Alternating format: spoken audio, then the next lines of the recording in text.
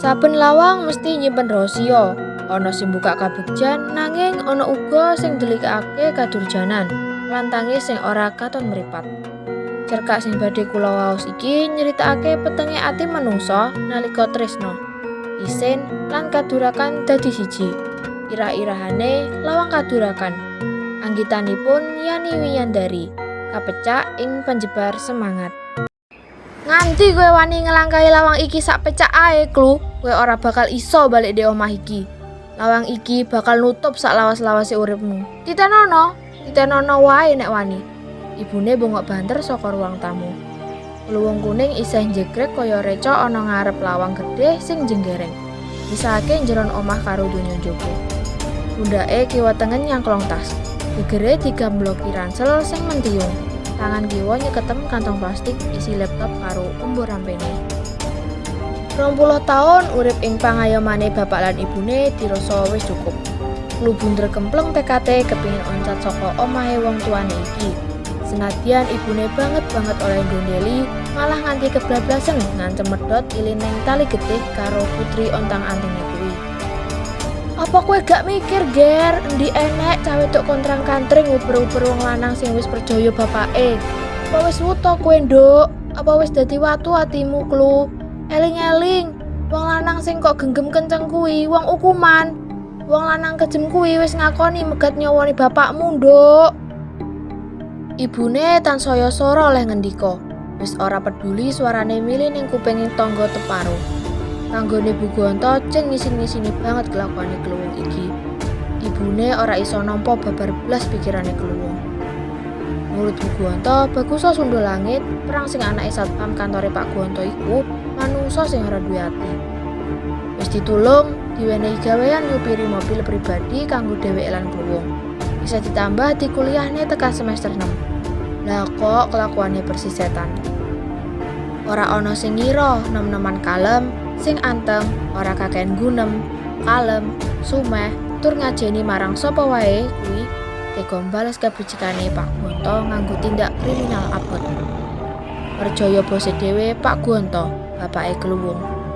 Mula ora salah yen Bu Gonto banget sengit lan nyimpen dendam makanter-kantar marang tilas sopire mau berangkat langit. Lah kok iso-isone Klu arep mapak perang sing dina iki luar saka kunjaran. Terus perang arep teko nglamar Klu dadi sisihane. Bumi endi sing iso nampa kenyataan merengkang nalar iki? Klu, aja mbudek. Sentap anggetake Bu Gonto. Dituturi wong tuwa kok ora nggape. Dablek. Klu jengkirat kaget, nanging mung satleraman. Klu bali ngejejer kaya tugu. Ibune nyedaki prawan ayu kinyis-kinyis sing mripate kelop-kelop. Lan tutuke mingkem rapet kuwi karo malang kerik.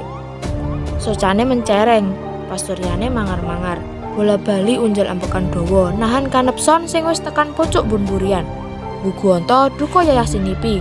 Ya sapa sing ora nesu? Klu wis mangerten gene ya ibune nganti mbludak dukane marang dheweke. Wurung ana karepmu, Klu, aja nekat. Kowe mesti keduwung mengkone. Aja mbelani wong sing gawe cilakane ibu lan kowe dhewe. Ibu dadi rondo mergo kekejemane perang.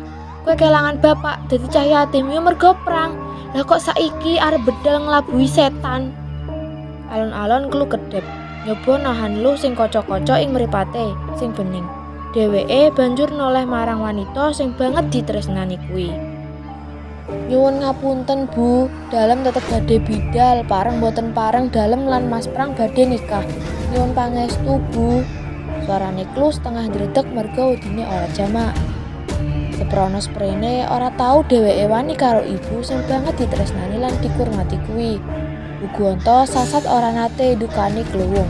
Wiwit isih cilik wiyen nganti tumeka dewasa iki, Bu Gonto priyatune sabar yen ngendikan alus. Nanging sepisan iki panjenengane nyuntak kabeh dukane marang putrine kuwi nganggo tembung sing blas durung nate diusapke selawase uripe. Wah, dadi kowe wis kebedang setan yo, Nduk. Wis gak peduli dituturi wong tua. Kowe gak pantes dadi putrane ibu. Cah durhaka. Lu ora kuat gelawat. Sakala ngembrukne tas lan ransel sing gentayongan saka pundhake. Njur amruk ngrangkul lan ngrungkepi sikile Bu Gonto. Dalem nyuwun duka, Bu, nyuwun ngapunten sanget. dalam tresno kalian ibu tresno sangat. Nanging Bu, dalam kedah kesah, dalam kedah nikah kalian Mas Prang. Lu gugup. Bu Guwanto ora iso cemuit maneh. Wis kliwat 3 wulan kepungkur dheweke ngeri-eri. Ngelikake nganti ndukani Klu. Bu Guwanto jemblak krungu, Klu dadakan ngaku yen kadung ngresnani Prang. Malah ngaku wiwit prangkat langit mlebu kunjaran. Klu meneng-meneng ajeg besuk filosofi kuwi. Klu karo Prang wis ngiket janji urip bebarengan sawise Prang metu saka kunjaran. Nalika sapisan krungu Klu ngakoni perkara mau, Guwanto sakal gebak, maput dadakan. Jalaran saka kaget lan sedihe sing kepati-pati. 2 minggu Bu Guwanto ora mudhun saka dipan. Merga gerah mikirne kelakuane putrine sing biasane tansah setya tuhu apa dhewe wong tuwa. Nanging barang kajeduk tresno, kluwung kaya wong kedanan, ora iso dipenggak, nekat arep metuke Prang sing ditresnani. Luwih cilaka neh arep nikahan. Minggato kono minggato. Aku ora duwe anak durhaka kaya kowe, latune Bu Guwanto sora. Sikile obah ndugang kluwung sing tetep nekat nyoba ngranggeh dlamakane ibune. Kluwung glangsaran diinggati. Lunga, gak sudi aku duwe anak kowe, Klu. Aja pisan-pisan ngambah omah iki neh. Kono minggato. Klu krengkangan tangi, njubuki barang-barange sing mau diklemrakne ning jogan. Dicangklong neh terus noleh marang ibune. Dalam nyuwun pamit Bu, nyuwun duka, assalamualaikum. Kluwung mendeng wanita sing banget ditresnani kuwi, kanthi luh dileweran. Bar kuwi dheweke balik, langkah ngadoh. Liwati lawang sing mageri antara donyane ibune karo donya njaba sing bakal nuju uripe sesuk bareng Prang. Kekasihe gegantilane atine. Wis 20 menit, kluwung nunggu neng seberange gedung pakunjaran lembaga pemasyarakatan. Mripate ora kendhat nyawang lawang gede sing nutup rapet samburine pager. Kawatri sing ngupengi gedung pakunjaran mau, gedung gone wong-wong sing kudu nebus dosa kanthi hukuman uga Prang sing wis ngentekne umur 7 taun ning jerone. Kluwung unjal ambekan lega, lawang gede kuwi pungkasane buka setitik. Ana nom-noman ganteng, awakane kuru, rambutnya digunting tipis, katon ketebang-ketebang metu.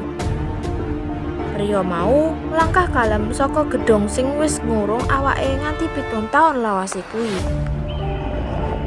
Mripate manter nyawang kluwung sing nunggu ning sebrang. Eseme cumita ikhlas.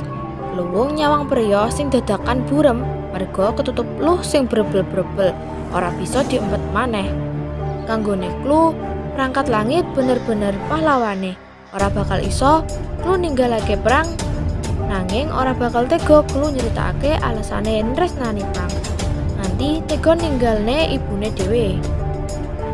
Sing cetha, Prang wis ngluwari siksa lahir batin pirang-pirang taun sing dialami kluwung. Priya ganteng ora kakehan gunem kuwi wis ngrebut balok kayu sing lagi bar dikeprukne kluwung menyang sirahe bapake. Lan mung supir siji kuwi sing ikhlas ngaku menawa dheweke sing merjaya bapake kluwung, Pak Guwanto. Alasane merga kejoderan olehe arep ngerampok ana omah mewahe bose kuwi. Mung marang Prang, kluwung wani cerita kenyataan sing ora iso dipercaya wong liya. Apa maneh ibune. Bapake wis kesusupan setan. Wiwit kluwung kelas 1 SMP, Pak Guwanto ngruda paksa putrine dhewe. Kuwi beneri Bu Guwanto ora ana ngomah. Kluwung diancem arep dijingjing nek nganti wadul karo ibune. Wadul kae kluwung ora iso mbedhek apa ibune bakal percaya cerita nyatane. Apa malah dikira Klu sing edan mergo gawe-gawe.